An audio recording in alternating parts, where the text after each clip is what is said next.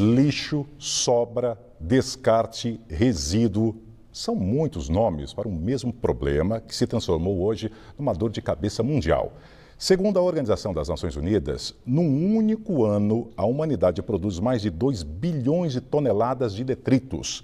Para se ter uma ideia da dimensão do estrago, é só pensar tudo que não foi criado pela natureza e, principalmente, não teve a destinação correta, ou seja, a reciclagem, ainda divide espaço com a gente no planeta Terra. Estão nos mares, nos rios, nos ares e nos solos de todas as nações que pedem socorro. A partir de hoje, o Jornal da Gazeta começa a exibir reportagens especiais sobre a cadeia do lixo, da qual todos fazemos parte. Acompanhe agora, no primeiro episódio da série, O que nos resta? A riqueza perdida no lixo.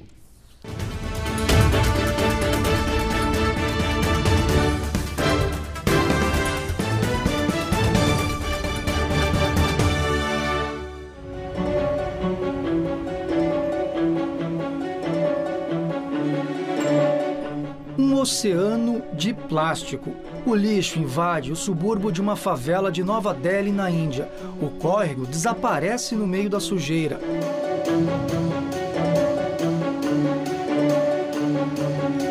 Na Indonésia, cena igualmente impressionante: um rio de garrafas.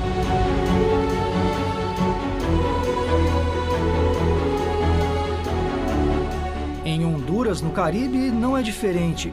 O mar paradisíaco tomado de lixo. O planeta pede socorro. Estima-se que até 2050 vai ter mais plástico que peixes nos oceanos.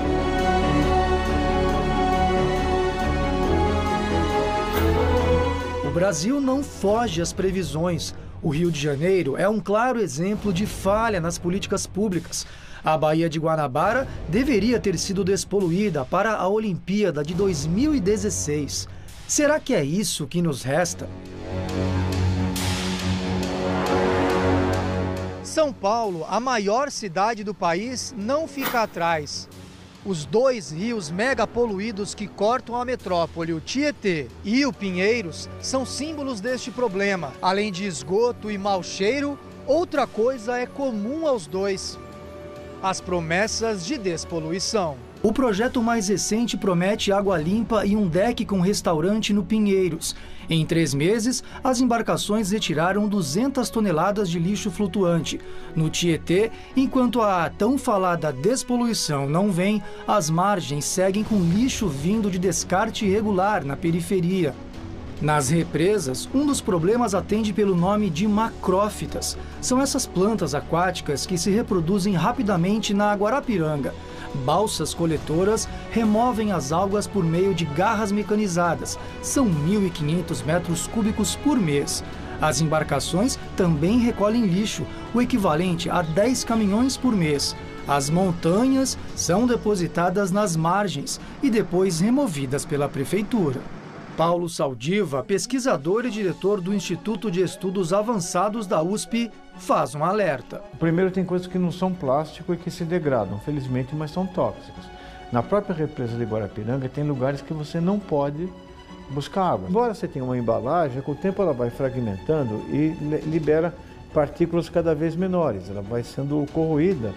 Então ela aparentemente desaparece e isso você come. Ele pode interferir então com o funcionamento da tireoide, das gônadas. Além dos barcos coletores, também tem aqui na Guarapiranga essas ecobarreiras, que são boias flutuantes, e abaixo dela tem uma tela que está ali justamente para fazer a retenção desses resíduos. Hoje ela está assim, limpinha, porque os resíduos geralmente chegam aqui quando o nível da água sobe, resultante das chuvas aqui na região. A pesquisadora Marta Ângela Marcondes faz um estudo sobre a qualidade da água em outra represa paulista, a Billings. São quase 500 quilômetros quadrados de água doce que abastecem 6 cidades da região metropolitana. Além de São Paulo, Diadema, São Bernardo do Campo, Santo André, Ribeirão Pires e Rio Grande da Serra. O estudo já constatou que nos últimos 5 anos, as políticas de preservação na Billings não acompanharam o crescimento da dependência a esse imenso bolsão de água doce. 2 problemas: Plástico, já que na superfície dos materiais jogados fora proliferam micro-organismos que poluem a água, e o próprio lixo orgânico, cuja decomposição reduz o nível de oxigênio na água. O ideal para que a água esteja com qualidade de vida é que o oxigênio esteja em 5 miligramas por litro. E, na realidade, nessas áreas onde tem grande despejo de resíduo orgânico, a gente chega a ter 0,1 miligrama por litro, ou seja, inviabilizando vida por conta da decomposição dessa matéria orgânica.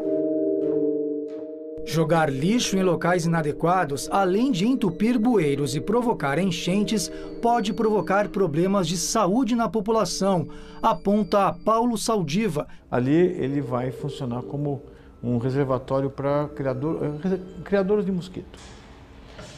E isso então aproxima as pessoas que moram naquele entorno de vetores para dengue, zika, febre amarela. Quando chove, inunda.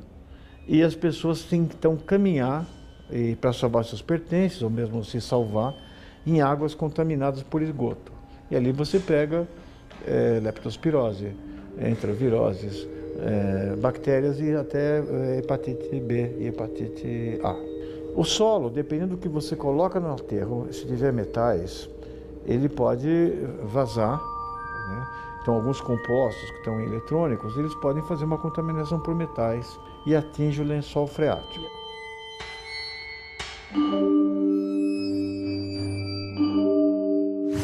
E aí, será que os aterros sanitários são a forma mais sustentável, o destino final mais adequado na hora de descartar o nosso lixo? A gente conta amanhã na segunda reportagem.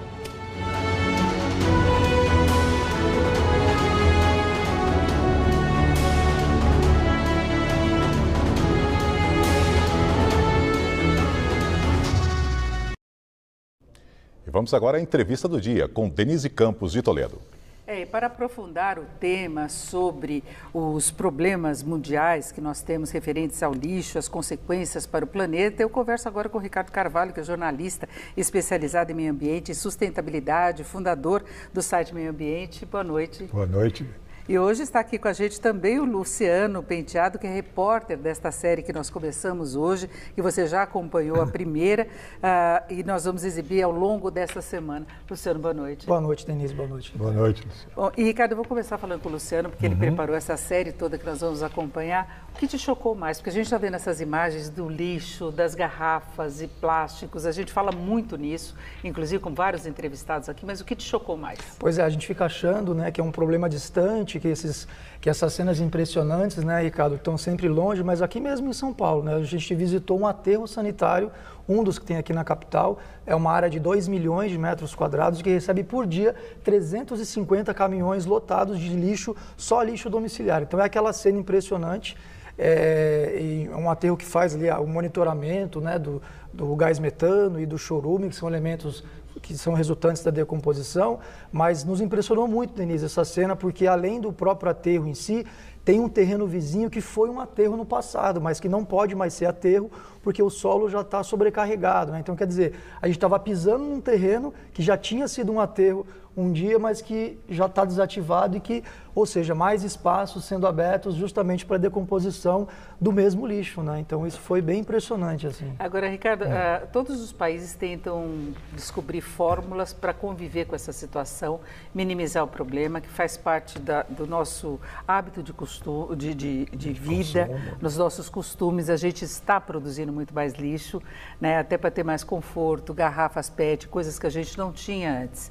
Tem o aquecimento global, tem emissão de gases de efeito estufa, tem toda uma combinação de fatores adversos. Como lidar com isso? Aliás, a nossa série, o que nos resta? O que nos resta? No primeiro momento, nos resta torcer, porque na prática, pouca coisa, infelizmente, dá para fazer. Às vezes me chamam de pessimista. Não, eu não sou. Eu sou um otimista. Na verdade, eu sou um realista. O que é o realista? É um otimista bem informado. Então, a questão do lixo, se você pensar, o meio ambiente, ele perpassa toda a sociedade. Tudo tem a ver com o meio ambiente. O telespectador em casa, se olhar para a cortina, para o tapete, tudo vem do meio ambiente. E como é que a gente controla essa coisa do lixo? É muito difícil, porque precisaria mudar hábitos, precisaria ter uma educação que talvez as novas gerações venham trazer, venham mudar, né? E tem muito a ver também com essa coisa da mudança do hábito individual. Eu, por exemplo, não tenho carro há 6 anos, por uma opção minha, né? Muita gente está fazendo essa opção. E foi uma ótima opção. Aqui em São Paulo, o metrô, a faixa exclusiva de ônibus, tudo só ajuda, tá certo? Agora tem que mudar o hábito. Como é que a gente muda o hábito? Por exemplo, não se deve tomar banho quente, 5 minutos. E banho rápido. Rápido. Aí você está olhando, não tem ninguém olhando, aí fica 8, 10 minutos. Então, essa mudança de hábito é, em princípio, a coisa mais importante. Agora, a gente tem algumas situações mais graves, né? Primeiro, você tem que ter esgoto tratado, começa por aí, isso é uma coisa importante. De outra, a gente tem algumas iniciativas, como São Paulo, que proibiu o canudinho. Adianta ir por aí, porque a Índia, que nós vimos até na matéria, ela tenta fazer uma coisa muito mais ampla, reduzindo a utilização de plástico e fixando prazo para isso. Então, não tem pratinho, não tem copo. É um caminho? É um caminho. Infelizmente, ele é muito lento, né? Então, se fala muito da COP de Paris. COP é Conference of Parties. São os países que se reúnem uma vez por ano para discutir especificamente a questão da mudança climática, que tem a ver com tudo isso aí. É lógico, você tira o canudinho, é importante, mas quanto não precisa ainda fazer? Quanto não precisa o consumo sustentável? Você saber que o que você está consumindo e que você não deve consumir para punir as empresas que não estão seguindo as regras mínimas para a convivência, para que o planeta tenha futuro. O planeta terá futuro. O ser humano, se a gente não cuidar, é que não vai ter. O planeta fica aí, né? Agora, Luciana, a gente tem que abrir mão de alguns hábitos. Na verdade, você tem que regredir algumas coisas que supostamente você avançou, como o uso de plástico, né? Antes você usava muito vidro. Isso. Né? Tinha embalagem retornável, você não tinha alguns confortos, essas questões, o lixo que vem da tecnologia, que também é muito complicado, né? Lixo eletrônico, né? O Ricardo comentou do consumo, Denise, e nós vamos ao longo dos outros capítulos tocar muito nessa questão do consumo, né? Nós visitamos um projeto, né? Entrevistamos uma pessoa de um projeto que, inclusive, é um movimento mundial, que é o do lixo zero, né? Pessoas que acham, são capazes de reduzir o consumo, né, de plástico, de embalagens, ao ponto de não consumir mais. Então, assim, é um movimento que está começando ainda a ganhar mais força aqui no Brasil, mas que já existe, né? É um lado considerado assim, um pouco mais radical dessa história, mas que toca na questão do consumo, né? Fundamental. Em outra escala é um pouco isso, né? Quer dizer, você deixar de consumir, só que aí, Denise, entra na questão da produção, né? Quer dizer, como é que do outro lado, na outra ponta dessa história, a indústria continuar colocando à disposição produtos de plástico? Quer dizer, não adianta eu ter a intenção de consumir menos plástico se não tiver para outros produtos disponíveis, né? Na questão da indústria, é algo... Por exemplo, a questão do lixo eletrônico. Existe uma lei no Brasil que obriga as indústrias, produtoras, fabricantes, de recolher esse material depois de uso. Mas como é que faz? Não se obedece. Como é que faz? Não Agora, tem punição, tem né? problema relacionado também à coleta, né, de lixo, que se você tem na sua casa, você tem muitas falhas, nem todas as cidades têm esse tipo de coleta, mas tem cooperativas que trabalham assim, não é? Que fazem essa coleta de lixo e aproveitam, e é aí que vira a riqueza, né? Que é uma riqueza que acaba sendo desperdiçada também. Imagine, 350 caminhões de lixo Por dia. só lá em Sapopemba. Em um dos aterros, né? Em um dos aterros. São mais... Imagine se as pessoas em casa já tivessem de que, isso aqui eu vou separar, porque aí a coleta de lixo vai para os recicladores, que é um trabalho espetacular. É um trabalho que também dá emprego, coisa que o Brasil precisa tanto. Um trabalho que, ele bem dirigido, ele gera riqueza de um produto que estaria lá em Sapopemba, no lixão. A gente desperdiça material que podia ser aproveitado. Muito. E ainda polui o meio ambiente. É isso. Agora, Ricardo, nós acabamos de ter a reunião lá, a Assembleia Geral da ONU. Isso. O meio ambiente dominou boa parte das discussões, inclusive discussões que antecederam a abertura mesmo da Assembleia. Tivemos muita discussão em relação à Amazônia. É um outro lado desse problema relacionado ao meio ambiente.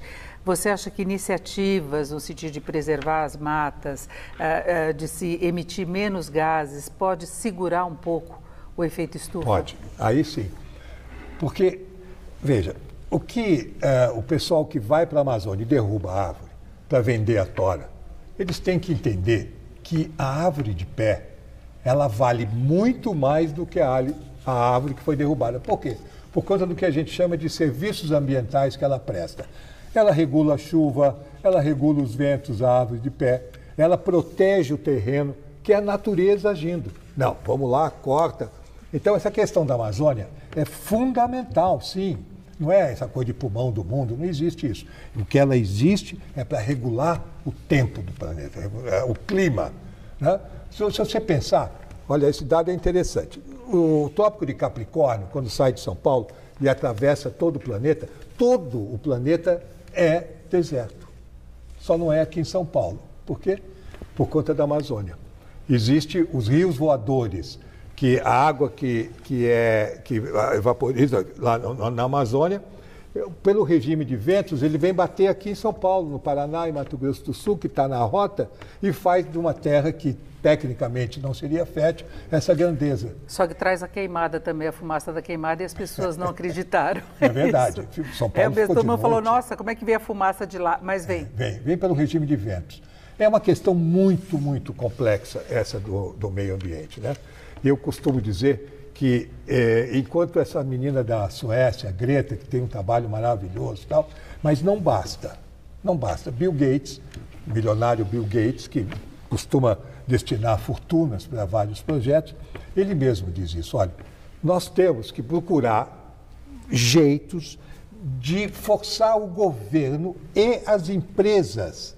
Porque quando as empresas produzem, elas soltam o gás da atmosfera e forma o chamado cobertor em torno da Terra. Então, a pressão tem que ser lá, tem que ser nos governos que tem. Então, cada COP, cada reunião que tem, que reúne gente no mundo inteiro, agora vai, e não vai.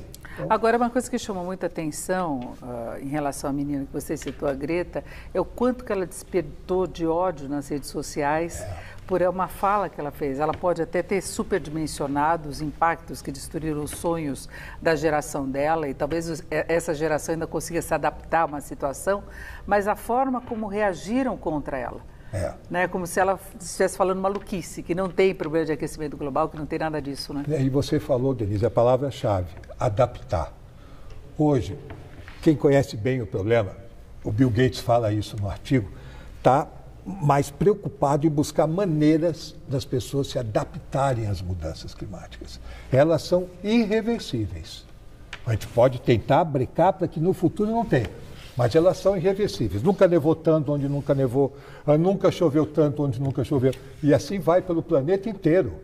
E isso precisa os mais pobres, que são quem mais sofre com as mudanças climáticas, precisam ser protegidos. Você sabe que o interessante, viu, Denise, é que a gente visitou na periferia, Ricardo, pessoas que já têm essa preocupação, né? Existe a questão ambiental global, mas pessoas da periferia de São Paulo que já entendem como uma questão integrada. Então, assim, nós visitamos, a gente também vai detalhar ao longo da semana, um projeto na periferia de São Paulo que ensina as pessoas a fazerem o seu próprio biodigestor. Isso. Que a partir da decomposição da casca dos alimentos, elas têm gás de cozinha para meses, assim. Então, são pessoas que podem não ter muita instrução, mas que já têm essa noção de que fazendo, às vezes, pouco, já vai se cada um fizer um pouco, né? Adubo orgânico, reduzir o consumo de determinados compostagem, materiais. Também a gente vai falar bastante disso, de compostagem. Aliás, essa série, Luciano, eu vi o primeiro, essa série que você está fazendo é muito importante para que as pessoas em casa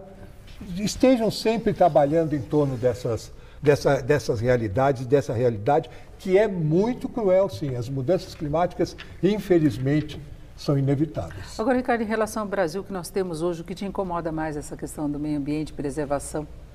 A atitude do governo federal.